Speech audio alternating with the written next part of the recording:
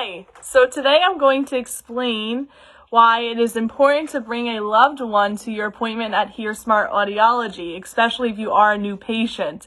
So when a new patient calls us to register for a hearing test and or hearing aid consultation, we always ask them who they're going to be bringing with them. And there's several different reasons why we do that. Firstly, 2 listeners is better than 1. By having a loved one with you, it helps to keep record of all the information that was provided and discussed.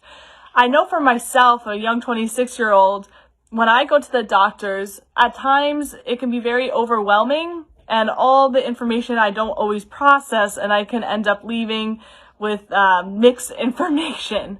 So by having another set of ears, your loved one may help to fill in any of the information that you did miss, which in itself, missing words during conversation is a common occurrence with hearing loss.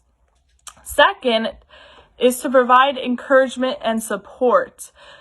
You are not alone. Approximately 48 million Americans suffer from hearing loss. And for most people, hearing loss happens gradually over time.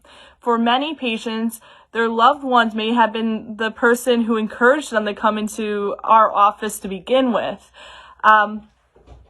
And being diagnosed with hearing loss can evoke many emotions, from anxiety to fear to denial. So it can be very comforting and supportive to have your loved one there with you when we go over the results of your tests and when we diagnose your hearing loss.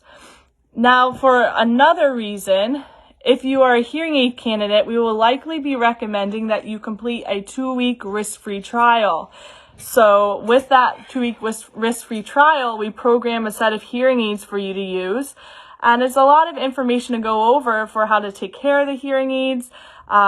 Often the style that we do the trial is to kind of go over your ear, and if you have dexterity issues with your hands, it's helpful to have your loved one there to help you learn how to properly put the hearing aid on or change the batteries. They may even be the person who's going to take over that role for you and be in charge of replacing batteries for you if you can't.